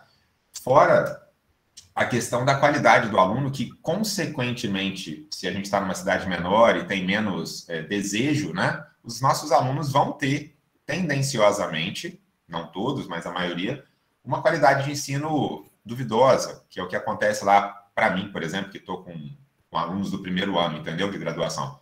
Estou lá há alguns anos e trabalho na graduação há muitos anos. Além de que tem o perfil do professor, né? Então, tem um professor que vai ter uma tendência já por gosto, por várias situações aí inconscientes até, de lecionar, de trabalhar com extensão, de lidar mais com monitoria, trabalhar com extensão com um grupo de alunos, que é muito mais trabalhoso, projetos sociais que têm uma relevância, assim, enorme. Então, como demandar isso, né? Como eu sei da dificuldade. Então, imagino que seja uma solução, viu, Wilson? Colocar num documento, num papel do Word, ou então num Google Form e votar, né? Tantos professores votaram, a proposta válida foi tal pontuação. E fazer uma tabelinha de ponto e a gente debater e votar. Olha, vocês acham justo, tipo, 2, 3 ou 4 pontos, sabe? Eu acho que talvez seja uma saída fácil. O que você acha? Sim, é uma possibilidade, sim, Rodrigo. Vamos verificar essa possibilidade, sim. Aquilo que não for consenso, de repente, tentar criar um formulário com votação. É uma participação, é uma forma de democracia direta, digamos assim. E facilita também, né, Wilson? Facilita dar voz às pessoas, que, assim, eu sei que, assim como em sala de aula, né, nos grupos de pessoas, de humanos, tem pessoas que têm uma tendência a falar mais, a se expor, e outros não, né? Vai da personalidade de cada um. Eu tenho estudado muito isso me dá muito tesão de falar e tal, não é o momento, mas acho que é uma forma simples, sabe? De a pessoa poder ali dar uma contribuição. De repente, a gente pode fazer, pensei agora, até aquele sistema de votação com código, né? Que você nem sabe a opinião da pessoa, talvez ela tenha, né, mais timidez ou medo. A gente vem de uma instituição, nós dois que somos mais antigos aí, que tinha, né, um pouco desse... Tinha, não, ainda tem essa questão política, como, né, no Brasil e no mundo, não é do campus e pomba, é da humanidade. Mas eu acho legal, sabe, Wilson? Acho interessante pensar nisso, tá? Tranquilo. Tranquilão, obrigado aí a todos. Obrigado a você também. Alessandra? Oi, Wilson. É que é só para fazer um adendo, lá na sua página 19, quando você fala da coordenação de polo de ensino à distância, e aí você cita lá coordenador do CEP, né? É presidência, tá, do CEP, que é a Comissão de Ética Pública. Então, se você puder colocar a Comissão de Ética Pública, eu te agradeço. E essa questão lá que vocês colocaram, né, na tabela lá, você colocou lá a carga horária mínima máxima e unidade de referência de pontos, tem alguns itens que eu queria falar que é o seguinte, que eu tenho que ver se há essa possibilidade, porque a gente recebe um documento que vem da Comissão de Ética da Presidência da República, que estipula 10 horas por semana, tá? E eu acredito que dos membros... 10 horas para a presidência e dos membros 8 horas, mas eu vou verificar na comissão de Comissão de Ética da Presidência da República, se é possível fazer essa modificação baixando, mas eu acredito, né, por eu estar já atuando na Comissão de Ética já há um tempo, primeiro entrei como membro substituto, depois de titular e agora como presidente da comissão, que eu acredito que essa pontuação tem que melhorar, tá? Porque é realmente um trabalho que tem a sua importância dentro da instituição como um todo. Não é fácil, é muito delicado, a gente é avisado, e aí eu queria que vocês, enquanto grupo de trabalho, repensassem isso, e eu vou verificar e te mando mensagem em relação lá à comissão, né, em relação da Presidência da República, a gente é subordinada a ela diretamente, tá? E o outro adendo é em relação à Comissão de Governança e Integridade, que eu acredito também que ela deveria ser mais bem pontuada aí, tá? E eu vou verificar na comissão, já até enviei mensagem para os membros da comissão, para a gente poder olhar e a gente fazer a nossa colocação em relação a isso aí, porque eu acho que essas comissões não é desfazer das outras, né? Mas eu não acredito que, por exemplo, a CPPD ela é mais importante do que essa comissão. Então, eu acho que isso tem que ser melhor padronizado, né? E quando tem, vamos dizer assim, ordens, né? Documentos acima que a gente tem que seguir, da Controladoria Geral da União, da Comissão de Ética da Presidência da República, aí a gente tem que tomar cuidado para não ferir, tá, esses documentos. Aí é só esse adendo aí. Já conversei com o presidente da Comissão de Governança e Integridade, né, que é o Januário, nosso ouvidor, e aí ele também vai entrar em contato com vocês depois e verificar isso, tá bem? Não, ótimo. Aquilo que eu tinha falado já, né? Tem algumas especificidades que, de repente, só quem realmente participa tem condição de dar uma aferição perfeita. Não, com certeza. A gente sabe que é muita coisa e, assim, parabenizo vocês, porque eu sei que não é fácil desenvolver esse trabalho aí, não. Agora, a questão da carga horária, tem que deixar claro que a carga horária é semanal. Tá? Sim. A carga horária é semanal. E muitas vezes, eu vou ser muito franco com você, na média. Né? Na realidade, a gente trabalha muito mais que 10 horas semanais, porque esse pessoal da instituição está brigando demais, mandando muita coisa para a ouvidoria e para o CEP, viu? Mas, assim, eu falo mais em questão de burocrática mesmo, do documento que vem, né, da Comissão de Ética da Presidência da República, e aí eu, como presidente, né, da comissão institucional local, eu não posso passar por cima deles, entendeu? Então, aí eu vou verificar direitinho e te passo. E, assim, acredito que também a Comissão de Governança e Integridade, porque a gente é subordinada à CGU, então a gente também tem que tomar cuidado com isso. Tá? Só para pontuar, mas aí eu entro em contato, o Januário também deve entrar, tá bom? Tranquilo. Obrigada. Obrigado a você. Professora Eugênia. Boa noite, Wilson. Eu queria tirar uma dúvida, eu caí durante um tempo, então eu não sei se isso já foi falado. Eu li a minuta toda e passei pela tabela. Pelo que eu entendi, nós somos obrigados agora a ter uma carga mínima, em termos de hora-relógio, de 14 horas por semana. A gente tem 1 hora de preparação para cada hora que a gente está em sala de aula. Né? Na resolução anterior, a gente tinha 1h30, agora a gente tem 1 hora. Então, nisso, a gente já passa de 14 para 20 horas, 28 horas. Além disso, a gente precisa de 4, eu estou falando do professor DE, 40 horas. Além disso, a gente precisa de 4 horas para atendimento ao aluno. Então, eu pulo para 32. Toda essa tabela que a gente está discutindo é para cobrir 8 horas semanais? Infelizmente, essa análise você tem que pensar, Gênia. Só que o 1 para 1 é até 1. Entendi. Ou seja, o professor pode optar por fazer menos, né? Porque essa é a grande dificuldade da resolução, quando ela nos impõe 14 horas e joga 1 para 1. Dá 28. A gente ainda tirou a questão do estudante para fora, para ficar mais, digamos assim, que ele possa atuar mais em atividades de ensino também. Porque antes era 1 para 1 para tudo. Né? Então, assim... A grande questão é que mata, né? Pesquisa, mata extensão, não está funcionando em 8 horas semanais. A própria coisa que a Alessandra falou, dela participar da comissão de ética, que vem com 10 horas do governo federal, tem também o grupo PET, por exemplo, a tutoria do grupo PET, ela vem da CESU para a gente também com 10 horas semanais. Então, a gente precisa de autorização para baixar isso para 8 horas, que inclusive tem bolsa relativa a isso e tudo mais. Eu não estou criticando o trabalho de vocês, não, só estou, assim, realizando o que aconteceu, sabe? Mas tem a possibilidade, Eugênia, de algumas atividades serem consideradas para que o mínimo não seja os 14, entendeu? Essa é uma discussão também que avança na resolução, que inclusive algumas terão que ter portaria específica do reitor, né? Pode ser que, de repente, a participação em PET, a participação no comitê de ética, faz com que o professor não tenha o mínimo em sala de aula. Mas isso é uma questão... Quais serão essas atividades? Ainda serão definidas, é isso? Essa é uma situação ainda que vai ser definida ainda, porque é uma questão que talvez fique para o campus tomar essa decisão.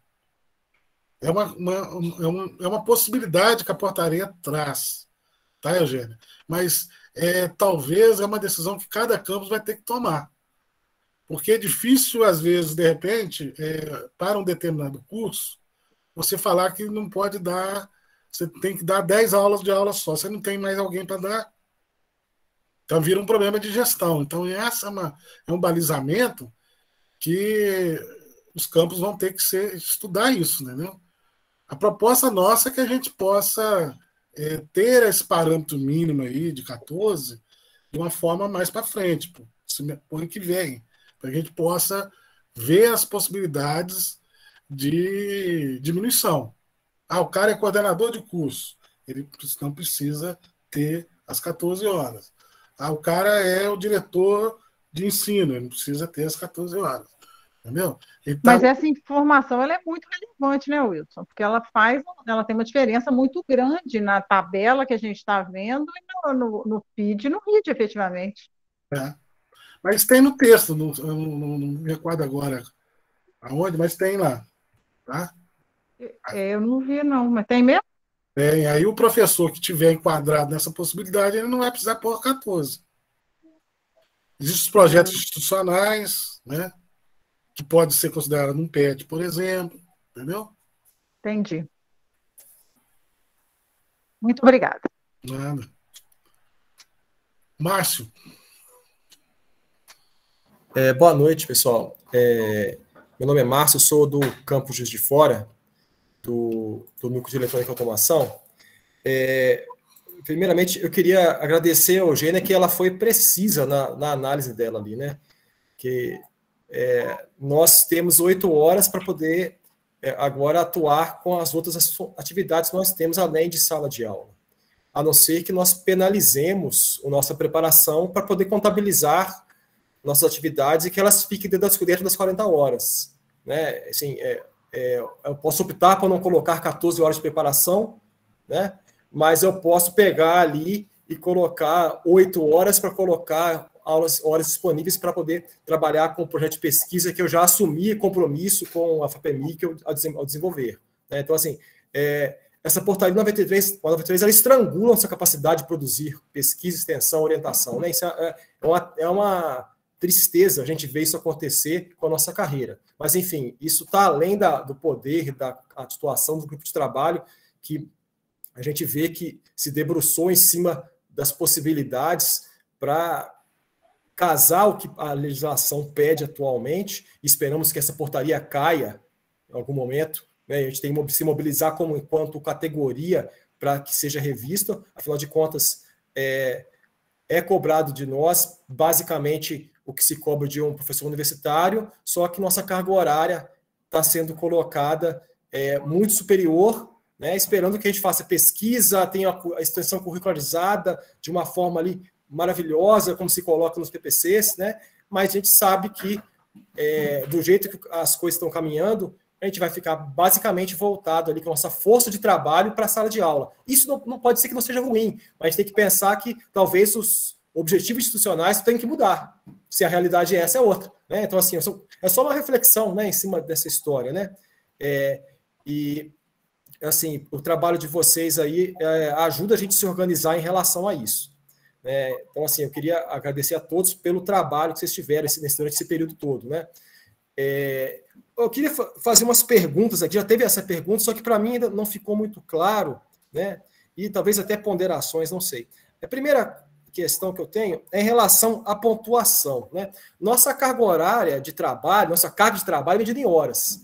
Então, assim, o texto não fala, no artigo 9º cita-se lá a pontuação, mas não se fala ali claramente qual que é o objetivo dela. Então, assim, eu acho que é complicado a gente ter uma portaria que fala de pontuação, que coloca uma planilha com pontuação, mas a gente não sabe qual que é o objetivo dessa pontuação. Passa, assim, você explicou, né, Wilson, o colega Pedro também comentou, mas, assim, passa para a gente uma mensagem aí muito de ranqueamento, de comparar quem produz mais, quem produz menos, e aí, assim, a gente está medindo a qualidade do trabalho com a pontuação, teve a fala do Pedro, né? mas isso é muito fácil de mudar, porque assim, é só olhar para o nível e ver assim, o que pontua mais? Eu vou colocar o que pontua mais, não vou fazer o que pontua menos, entendeu? Se a pontuação for trazer algum benefício para mim. Então, se não é claro, não está escrito para que serve a pontuação, qual que é o objetivo dela, eu, sinceramente, eu sugiro que ela seja retirada. Até se falou de fazer uma enquete sobre isso, porque se ela não tem um objetivo claro de ser utilizada, ela pode ser distorcida por algum motivo. E nós, como categoria, temos que temer isso. Né? Essa classificação de currículos, né, os editais já fazem isso. Tem o currículo lá, você envia o látice, o que pontuou A1, B1, sei lá o que for. Então, assim, eu não sei, assim, eu vou refletir mais, a gente tem conversado com os pares aqui do campus em relação a isso, mas fica com esse cheiro de ranqueamento, mesmo que não seja objetivo.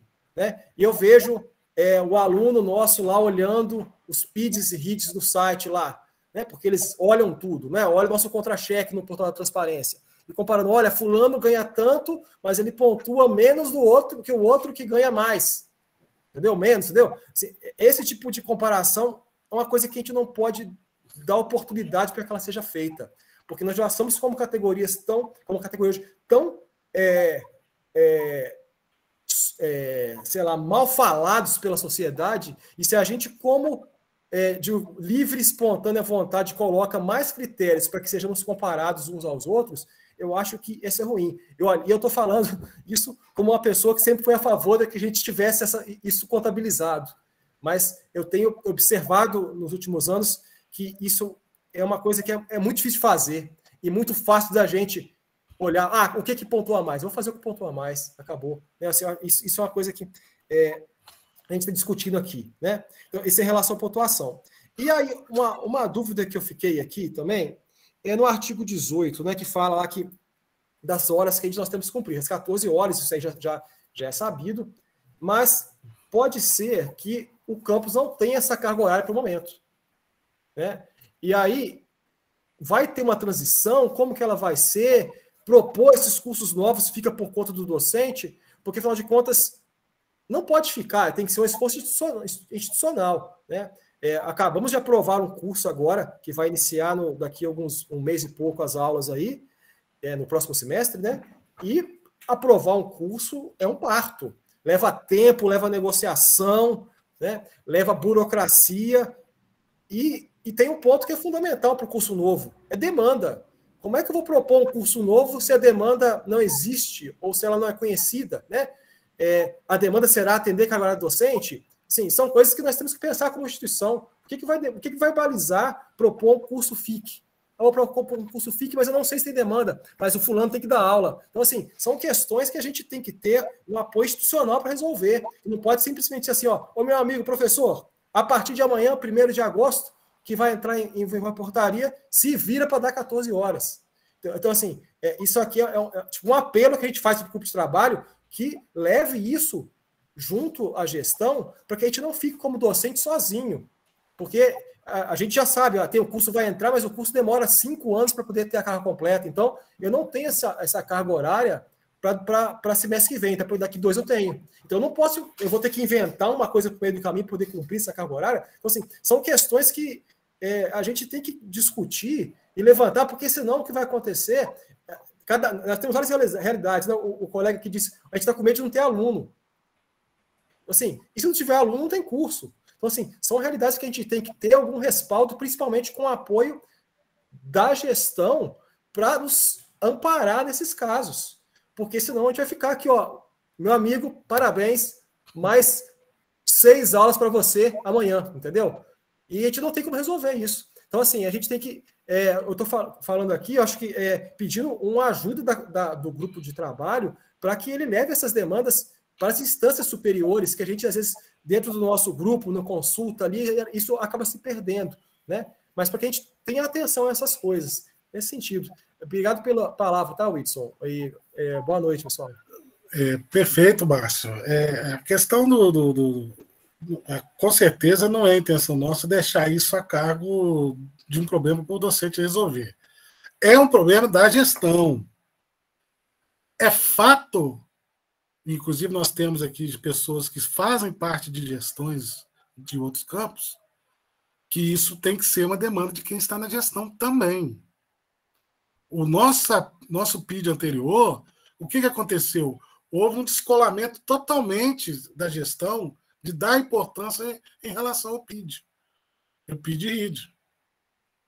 Então, essa questão agora, quem tem que resolver não é o docente, mas é o diretor de ensino, o diretor de extensão, o diretor, o pró-reitor.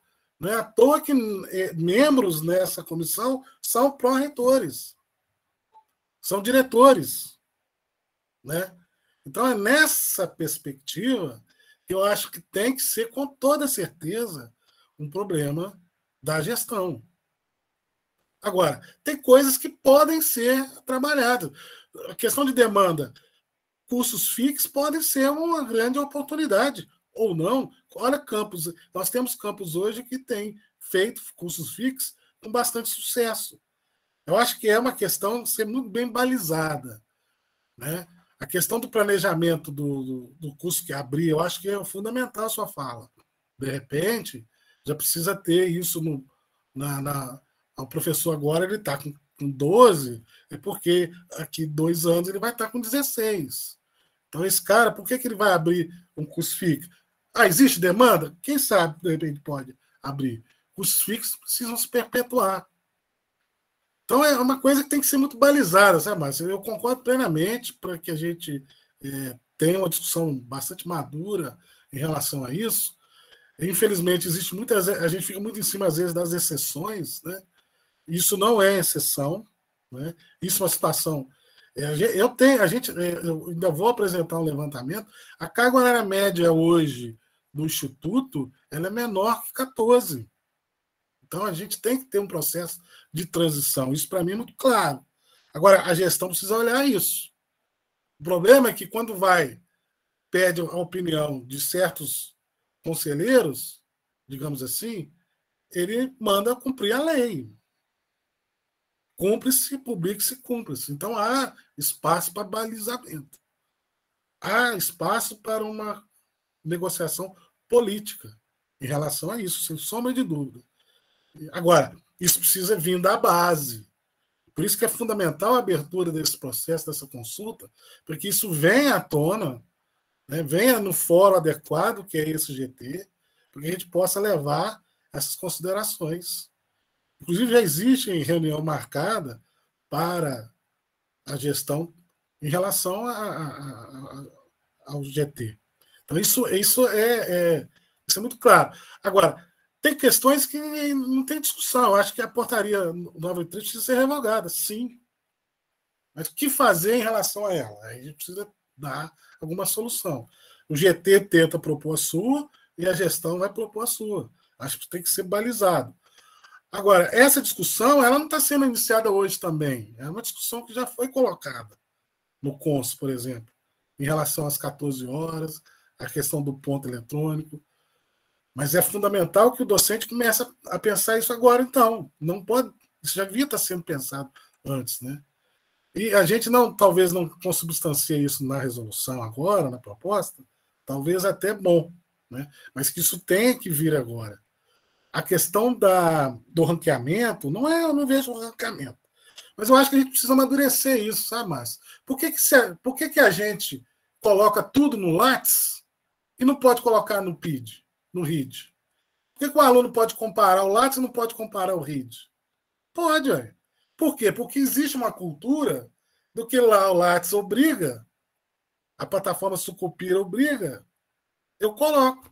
Se eu não ponho o coordenador do Prof EPT, o coordenador do Distrito SESC com 20 horas, eu não ganho a nota na CAPES.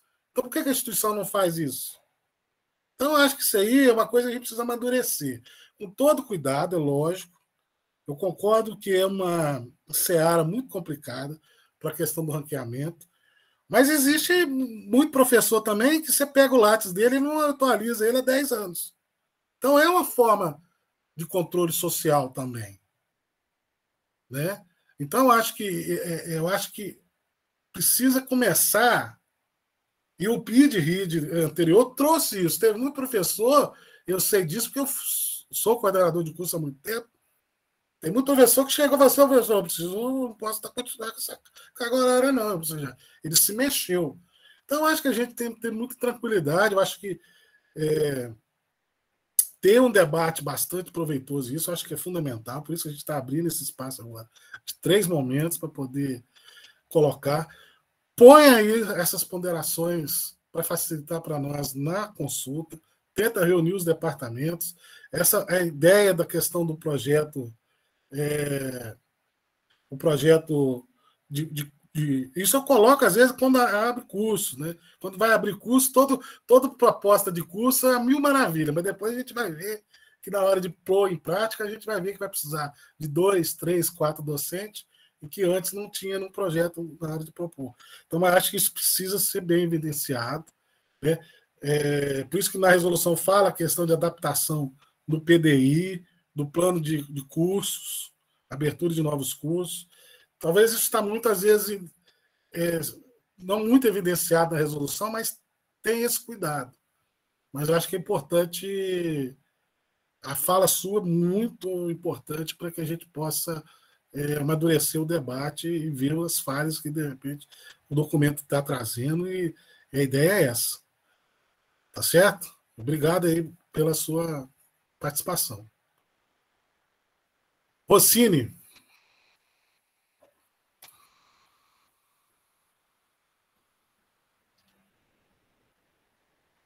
Pois não, Rossini? Você está falando, o microfone está fechado.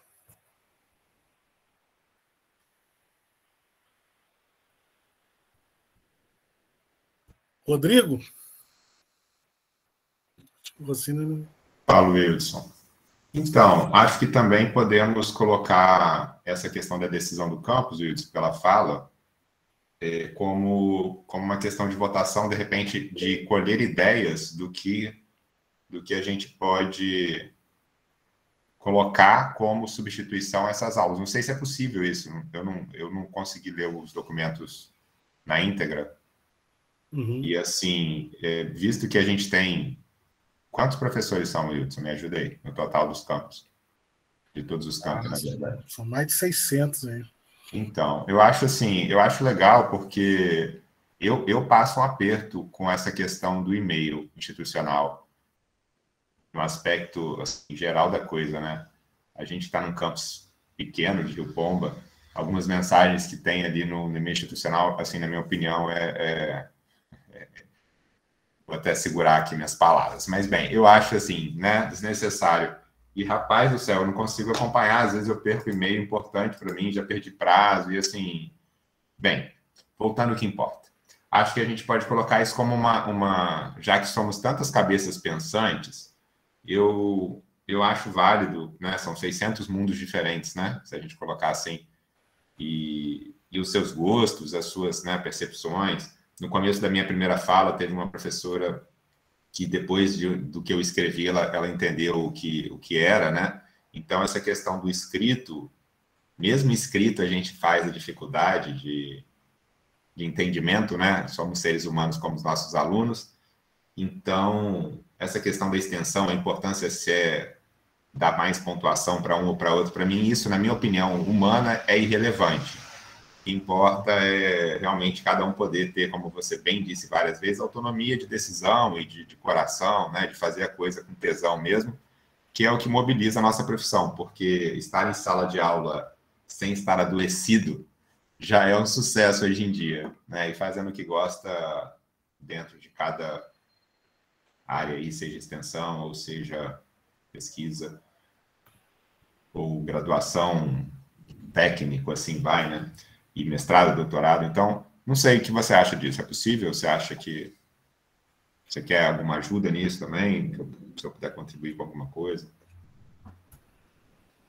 Não, toda ajuda é bem-vinda. Acho que tenta colocar isso na consulta, no texto lá, textualmente, Rodrigo. Você tem meu contato também, a gente pode conversar, a gente pode levar isso para o GT. Beleza?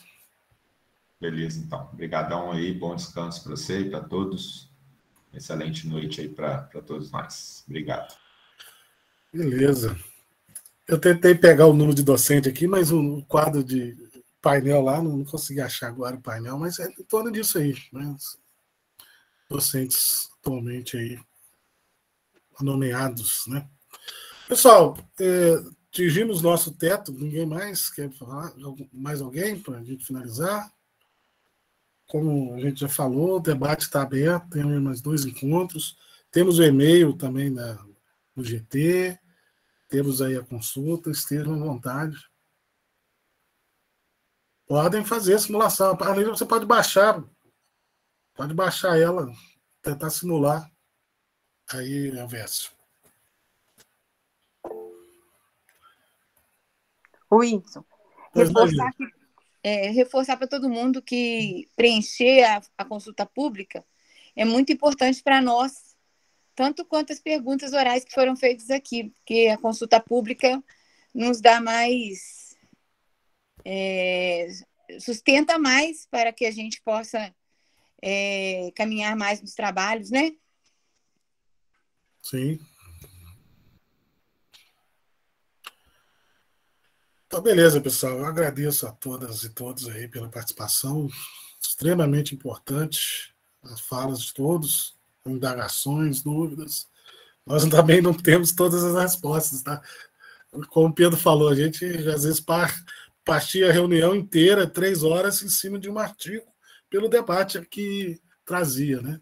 E na outra reunião a gente retomava de novo e mudava de novo.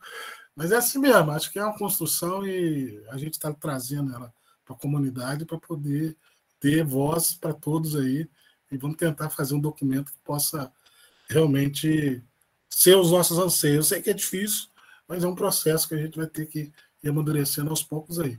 E com o apoio da gestão nas resoluções dos problemas aí. Sem ela, não adianta. Não pode pôr a culpa ou a responsabilidade do docente. Como bem o Márcio colocou aí. Obrigado, pessoal. Um abraço. Como eu falei no início, será disponibilizada essa gravação no YouTube do Instituto oportunamente, tá? Eu não sei se vocês vão receber também no e-mail, quem aceitou aí a coisa, mas vai ficar disponível lá depois, tá? Grande abraço aí. Boa noite.